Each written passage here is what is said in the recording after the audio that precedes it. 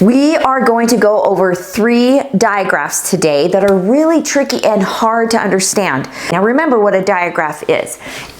This is how you spell it, digraph.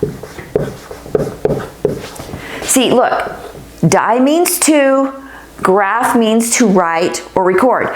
So see how we have 2 letters here, 2 letters right here. And that's what that means. 2 letters that make one single sound. Now we're gonna go over the tricky digraph. The KN makes the N sound. N. Now the reason why this is so tricky is because it makes the same sound as the letter N. Now which one do we use the most in our language? Yeah, we use the letter N. We use that the very most. There's not near as many, not even close to, this is the most, and then this is just a few words that we have. But these words that I've chosen, now I haven't chosen all of the words that we use quite often, but a lot of the words that I've chosen we use in our everyday language, in the English language. So I've chosen words that we should know what the definition of these are. Now the KN we used to actually use and used to say kni. We used to use that k sound, and then it's just kind of hard to say, so it's been dropped. And now we just use the n sound, like the word knee and need. But we used to say knife and knock and knurl, but we don't do that anymore. So now we say knack instead of knack. But with that it has caused problems because this word need can be a completely different word, as in this word need, as in this word need, or this word need. It can be different words. So oftentimes with our KNs, if you drop the K, it's going to make another word in lots of other words. Not always is dropping that, but see, if you look at the word no, what are we going to get if we drop that K? No. Now, what if we look at the word new, what are we going to do if we drop that K? It's just going to be newer. It's going to be new, but with a completely different meaning, right, Paul? So this says new with the K, and then if you drop it, it says new. So this says, I knew you were going to come, and then if you drop the K, it says, I bought a new house. So it has different meanings, but see how it would be easier to remember if I said, I knew you were coming. But then we'd have another word, right? Canoe. So it's changed things up a little bit.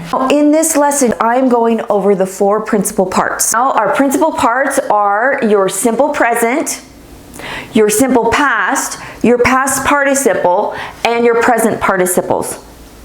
So we're going to kind of go in and help move us into understanding the English language a little bit better, not just learning the sounds.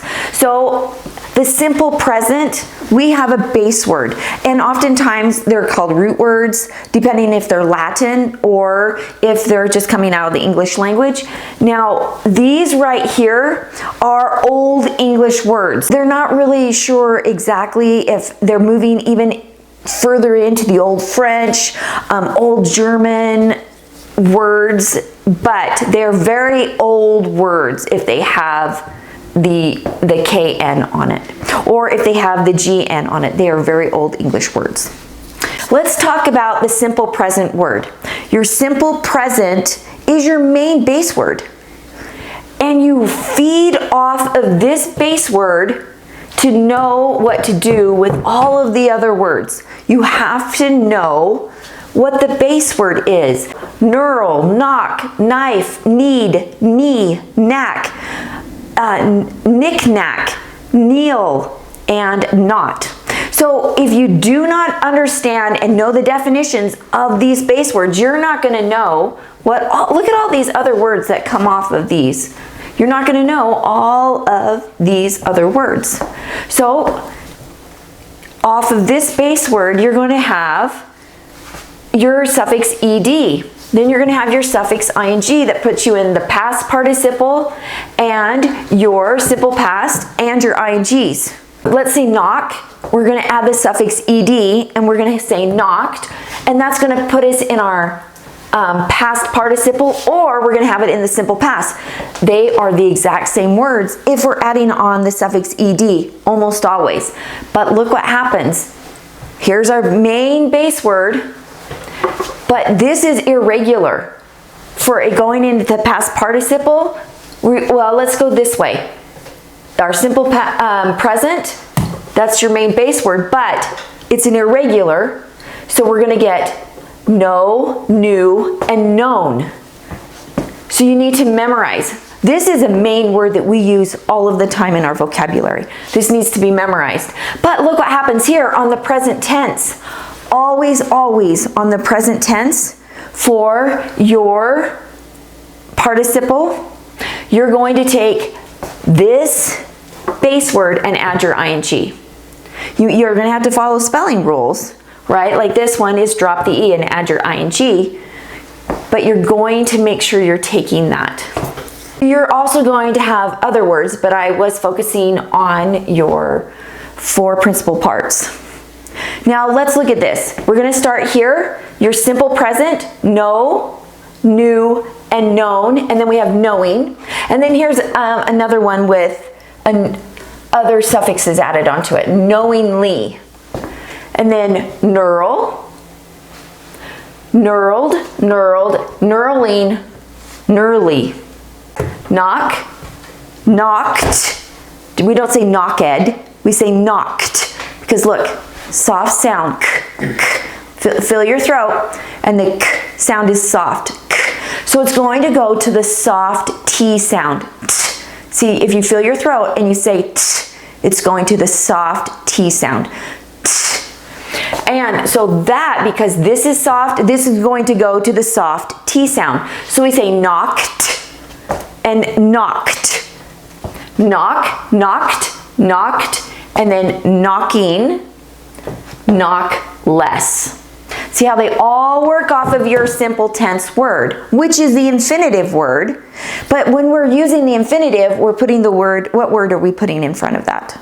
Oh, to. Yeah, we're using the word to put in front of it. So, but when we're using the infinitive word, it's not going to be our main simple tense base word. So you need to understand the difference. If you're going to use it as an infinitive, then those infinitives are going to be describing words more in the sentence. This, as a simple present tense word, is going to be your main base word. We have knife, knifed. Do you hear how that went? Knifed. So we have, look at this. Fill your throat. Soft sound. T sound is a t. Soft sound. If you fill your throat, you're going to have soft. See this? The F is the soft sound. So your throat's not vibrating, it's not moving. So it's going to move to the t sound. So we say knifed. We don't say knifed. We don't say knived. We say knifed. Knifed, knifing, knives, and knifer. Guess what happened here? Why is this changing? Why don't we say knife? Because it doesn't sound okay. It doesn't sound okay. So when you have an FE right here, oftentimes when you add on your ES, almost always, your plural, it's going to change this V. It's going to change the F to a V. And then you're going to add on your plural. Okay? That only happens with this suffix. So now we have need, needed, needed. So what happened here? How come we're saying needed? Because it ends with a D. It ends with a D. Now see, your D is a hard sound, D. But if it ends with a D or a T, you're going to say ed. If this letter is a D or a T, you're going to say ed, because we can't say needed. So you say need ed, needed, needed. All right? Needing, needer, Needingly. See, these are just other words that we're adding on. Oftentimes when you look at a KN, it means like a point or it's sharp. So when you see that, that's when it was put into the English language, it was meaning that it was maybe pointed or sharp. So if you think about your knee coming up and kneeing you in the face. So think of your knee and how it comes to a point. Think of the knife, how that is sharp. It comes to a point. A knock, how you're knocking. See how it comes to a point. So not all of our words come to points, but when you look at that, you know that things are coming to a point. You know it. They're coming to a point, a head. All right? So that will help you. See, when you kneel, are your knees coming to a point to kneel down, right? When you're tying a knot, are things coming to a point when the knot is tied? So anyways, so remember, that will help you understand maybe the definition of some of these if you're understanding that. So that's when you look at knee, you're thinking your knee, and the KN, you need the K in there because it's coming to a point. So now look, knee, kneeing, like he is kneeing that person in the face. Kneer, knee-er. So this is somebody that is doing the kneeing, okay? Knack, all right? It's something that we have. So Paul has a knack for skiing. Daniel has a knack for cycling. So it's basically like a hobby or something you like to do? Yeah, something that you're good at. It's not just a hobby, but it's actually something that you're good at. So sometimes they are base words and we're not adding on very many suffixes to that, okay? So sometimes you'll just have some of those words. Okay, so knick-knack. So we don't say knick-knack. That's hard to even say, knick-knack. So we moved it to knick-knack. This is your simple past, knick-knacked, knick-knacked, knick-knacking, knick-knacks, and knick-knacker. So your plural.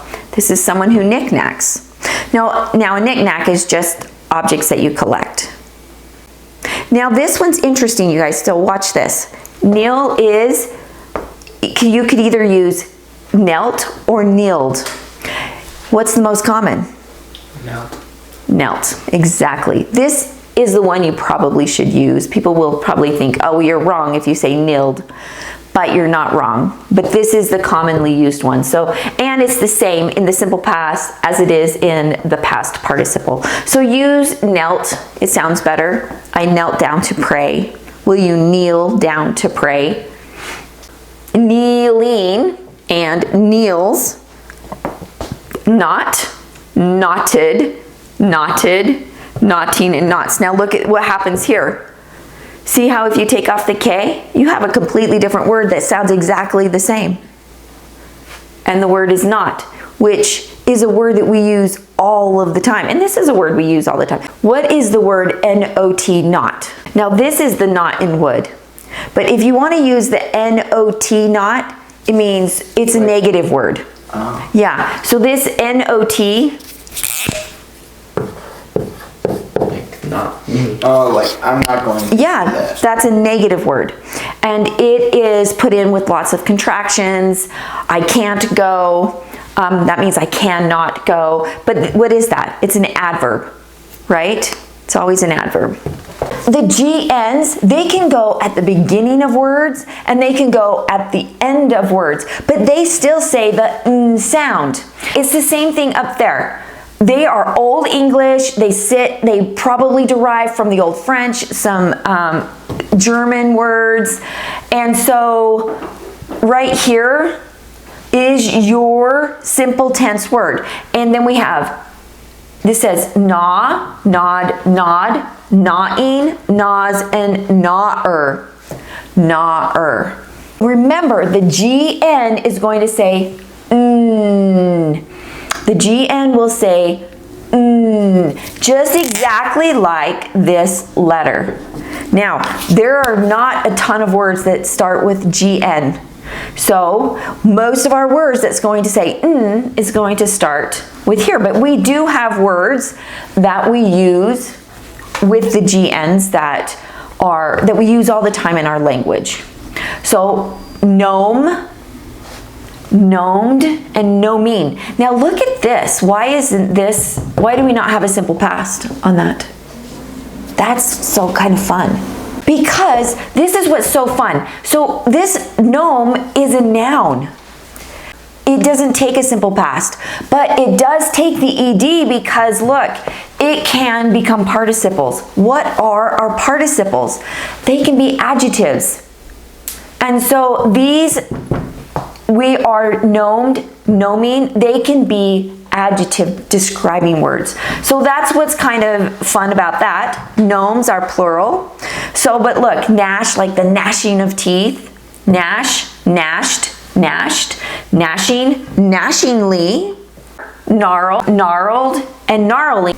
As we have gnarl, gnarling, and gnarled, we have gnarl, gnarled, gnarling, and these are our present participles. They can become adjectives. Because remember, our present participles can be what? They can be adjectives and what else? They can be verbs.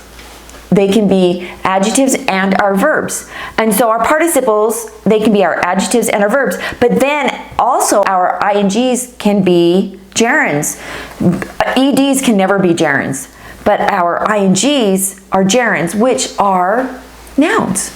So these can be a little bit tricky, you guys. Now look, same thing with gnat. Gnat is a noun. So we do not have our past, but we can still work off of that. This is a thing, it's a bug, it's a fly, it's a little fly. It's so gnatty in here. It's nattier than usual, gnats. It's the nattiest place I've ever been. Our simple present, these are our base words. Now remember, the GN can go at the end of words. But remember, they also have your suffix added onto them. So they will say most of the time, you guys, listen to this. Most of the time when you see IGN, what's it going to say? Sign. Ein. If you see, and really if you see SIGN, it's going to say sign. And this I is going to say its long I sound. And so when you're going to spell sign, it's going to fall in lots of words. So you need to know how to spell that. Now it's going to be different things in lots of words. You're going to need to know how to spell that. Okay, so we have sign, signed, signed, signing, signs, and signer. Assign, assigned, assigned, assigning, assigns, and assigner. Look at this one.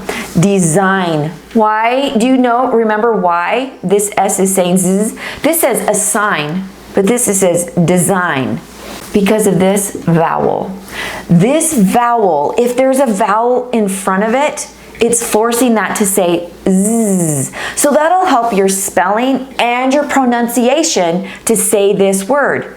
Not always will that happen, but lots of times. If you have a vowel in front of your S, that doesn't count for a double S. See how this is a double S? If it's a double S, it's going to say S. If it's a single S with the vowel in front of it, it's going to say Z often. See how it starts with an S, then it's going to say S. See how that is kind of fun? So design, designed. Oh, let's look at this.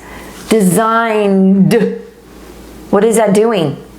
So here you have so if you touch your throat and your N is vibrating, N is a vibrating sound. So you're going this is going to turn to the D sound. Designed. Now we don't say designed. We don't say assigned. We don't say signed. We say signed, assigned, designed. And it's because this is a vibrating sound. And you just say the D. Now remember, if it's a soft sound, we say T. If it's a hard sound, a vibrating sound, then we say D.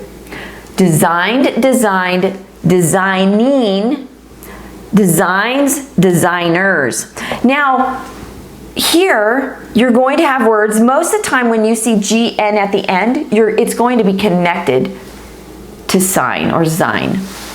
But then we do have some that is not like that. This says foreign, foreignly, okay? Now let's look into the RH. The RH can be completely confusing. Now the RH is derived from the Greek forming words. These are Greek forming words. And how we really know that is, look, there's a Y in the middle of the word. Okay? So if you know that it's Greek, and these needs to be studied. These are main words that we use in our vocabulary all of the time, but the RH are mostly in medicines and sciences. We're not using a ton of the RH in our language. Most of the time you're going to see RH at the beginning of words, but this is a word that we actually use quite a bit in our language. And it says myrrh, like frankincense and myrrh that was given to Christ the baby when the wise men came. Okay, so, but that one is at the end, but most of the time you're going to see RH at the beginning, and what sound does it say? The H is silent, so we say myrrh. So the H is silent, and see, look, we're gonna have base words on a lot of these. We have rhyme. So see how this is a silent E syllable is going to jump over and make that Y say I. Okay? Rhyme, rhymed and rhymed. Rhyming and rhymes. Rhythm, rhythmer and rhythmic. See how we just add on these suffixes to this word. Rhinoceros, it is an actual thing. So you can get the shorter version, which is rhino and rhinoceroses, plural. Rheumatoid, we use rheumatoid often because so many people have rheumatoid arthritis. But really, don't fret over the RH. You need to know some of the words that we use in our language, but most of the words with RH, you're going to fall into the science. If you really, really want to study it, just study the really, really basic words. These are the basic words that we use. There's not very many of them. There's lots and lots of words with RH, but it falls into the Greek area, which is what? Science and math, right? And inventions. So you're gonna have a whole bunch of words that you do not understand unless you are studying that field, and that's where that is. Okay, we'll see you guys in the next lesson. Bye, everybody.